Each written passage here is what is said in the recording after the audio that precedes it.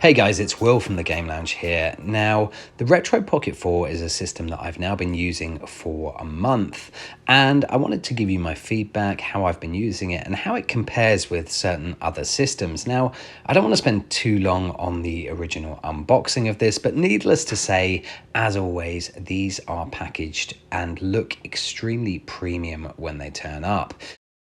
The device looks beautiful. I went with the standard black. I've tried colored devices before, so just fancy the change. Comes with the manual and obviously comes with the charge cable here. Now, I picked up the case. I always pick up the case with any handheld device because I think it's essential for them not getting bashed up and damaged. And I have to say, this one is one of the better ones. It's solid. There's plenty of room for accessories and additional items in there. And it looks great. It's got a very, very Odin light feel. And I also picked up the grip, and there was a very simple reason for this.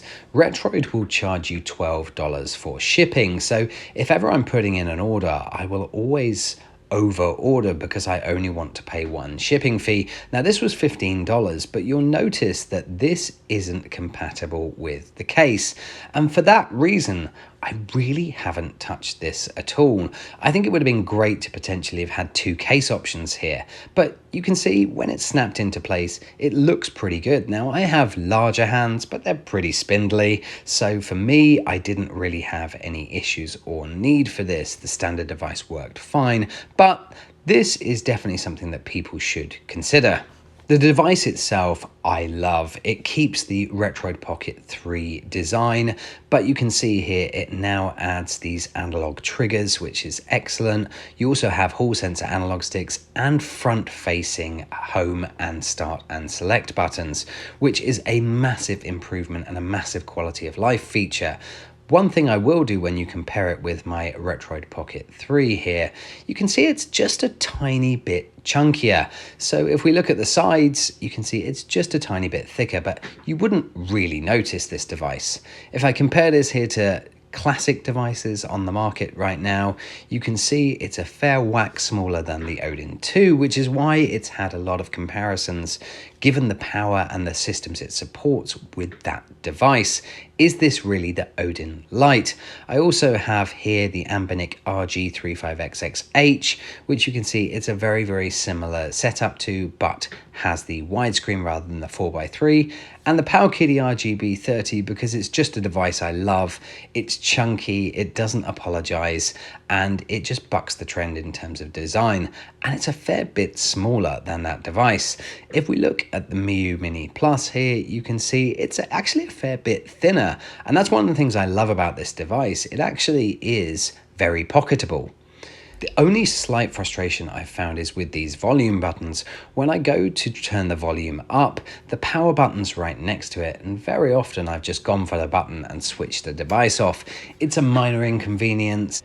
There's also a fairly large heatsink for the fan, and we're going to talk a lot more about that later. So I'm still using Daijisho as my front end, and if you haven't tried this one, I highly recommend that you check this one out. It's free, it's highly intuitive, and very, very feature complete. There is one sad drawback, and that's the fact that they haven't updated this in 6 months. The developers apparently are taking a break, and no one knows when they're going to come back. So as new functionality comes along, potentially you're going to see more and more things breaking, but for now, it's still an excellent GUI. So let's start by talking about classic retro systems, because for all the headlines about this device regarding PS2 and GameCube emulation, this does a fantastic job with older systems, just like the RETROID Pocket 3 Plus did. And I've continued to play a lot of these classic systems on the RP4 Pro. Why make changes, I guess, to something that absolutely works? The 16:9 screen is crisp and it feels like you're playing on your smartphone with high-end controls. The colors are vibrant, and even 4x3 systems like the Mega Drive here look great. The screen itself may only be 4.7 inches, but the snappy navigation and high quality controls make this feel like a very premium device. So after a month, even with a device like the Odin 2, I'm still using this Retroid for older classic systems like this, and I think the minimalist nature of the console means it's not too intrusive to leave on a worktop and just pick up and play on the go. A system I absolutely can't get enough of at the moment on this device is the Game Boy Advance. Now, the system had a 3:2 aspect ratio, and as you can see here, it fills most of the screen, and the picture is amazing with the decent LCD filter here. So once again, keeping the same design philosophy as the RETROID POCKET 3 is no bad thing. If it isn't broke, then why fix it? And that's another thing that I've been really impressed with this device. The system has enough horsepower to deliver all the quality of life emulation features you need without really breaking a sweat. Save and load states, run ahead to prevent latency. You can see here I'm using the Scale FX filter for Donkey Kong Country, and rewind functionality where you can map it to a button and simply rewind and carry on the game. And that is great for quick bursts of play, and it's something that I've found myself using with this device a lot. Now, one system that does get a massive upgrade here, and definitely the biggest difference with the retro systems, is without question the Sega Saturn. Now, if you saw my RETROID POCKET 3 Plus review, I said this was the first affordable handheld to really play Saturn well, and whilst that was true, it was using the standalone Yaba Sanshiro emulator, and this had many graphical glitches and nowhere near the compatibility or accuracy of Mednafen on the Saturn Beetle Core via RetroArch. The only issue is that this is extremely resource hungry. Let's take a look at the BIOS booting on the RP3 Plus versus the RETROID POCKET 4 Pro.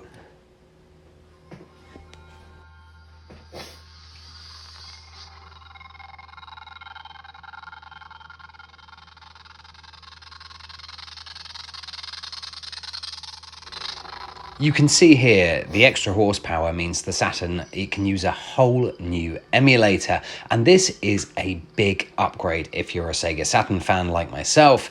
If you add the whole analog stick for the games that support it, then this is a brilliant way to play the Sega Saturn. I will note though, I needed to enable high performance mode, and that does drain the battery slightly faster than if you're just running it in the standard mode.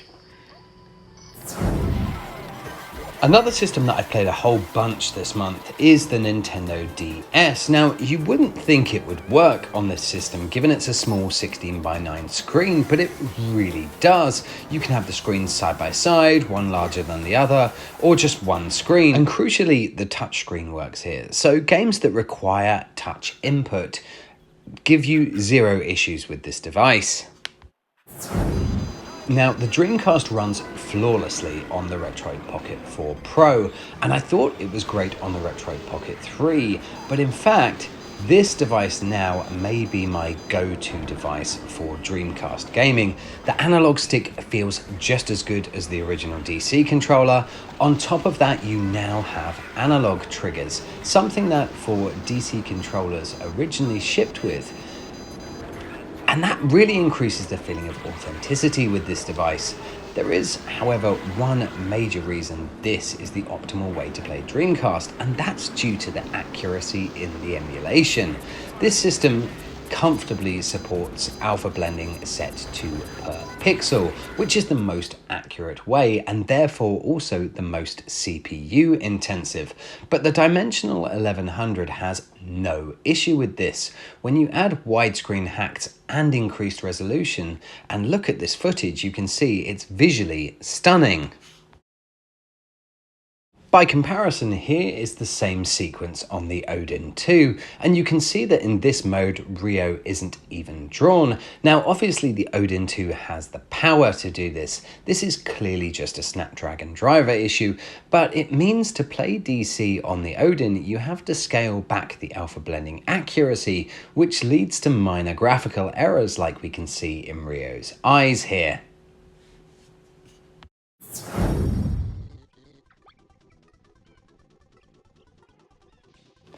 Okay, don't worry, you didn't do anything wrong here. What you are seeing is the very accurate profile on MooPin 64, but running at 2.5 speed. Now, why did I decide to do this? Well, I wanted to prove a point that this is also great for N64 fans who want a really accurate representative experience. And as you can see, the system is handling this with no issues. Again, I'm going to go back also to the quality of the analog stick, and that makes this again one of the best ways to experience N64 games on the go. So I've been playing tons of N64. And the PSP is another system that has to get a mention. Obviously, this system looks like a PSP, it has an aspect ratio exactly the same as a PSP, and this is just like having an HD PSP on the go. You can see the visuals here in Wipeout look spectacular when they're upscaled. So again, I've been finding myself playing these classic systems so much.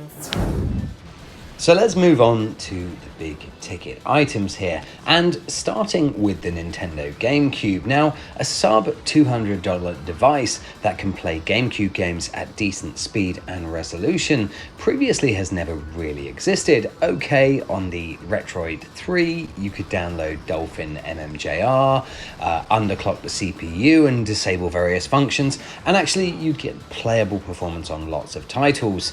But I made a point here of just testing games that never worked on the RETROID Pocket 3 Plus, like F-Zero, for example, and I'm pleased to say it runs great. Now, all I'm using here is the Play Store edition of Dolphin. I have it upscaled to 2x resolution and the Vulkan renderer, and I'm pleased to say I am really impressed with the performance. Again, you have to use that high performance mode, which is a bit more battery drain, but to be honest, it feels negligible when you're actually playing this device.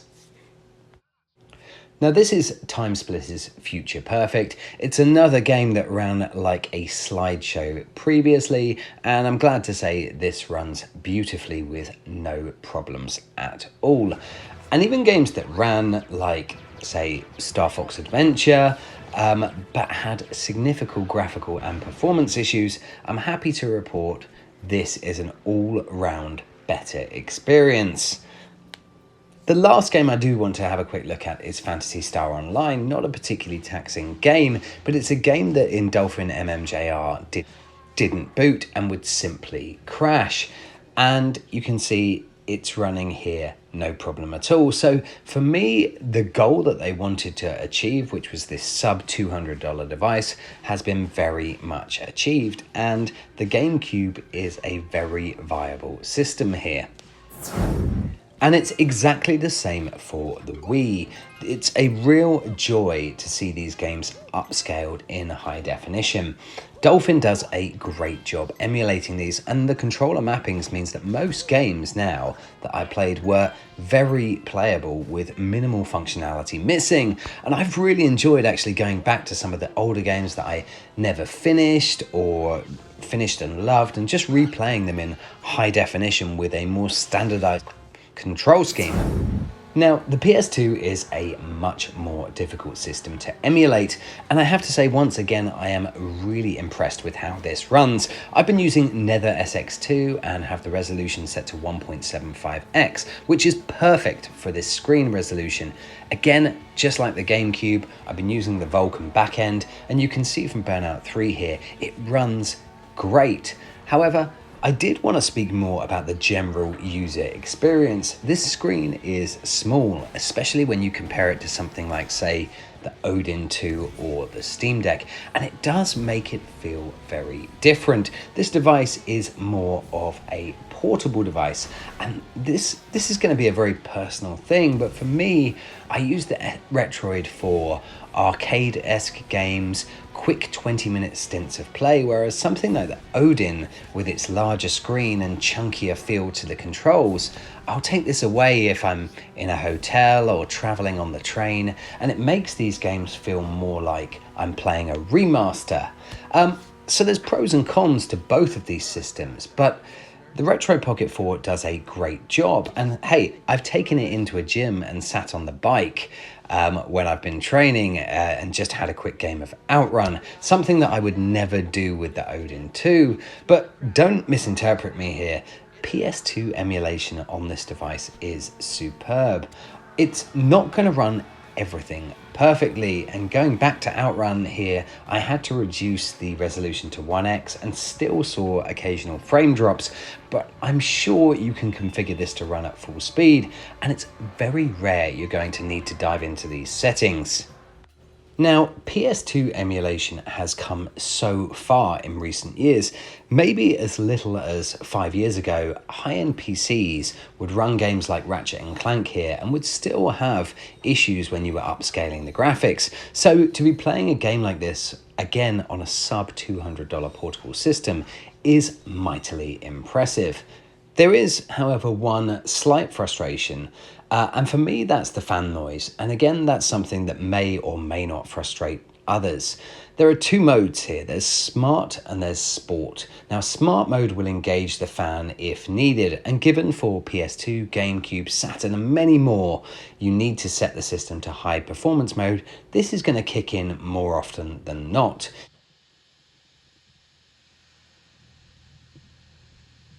If you're really looking for maximum performance, then you can enable sport mode, but take a listen.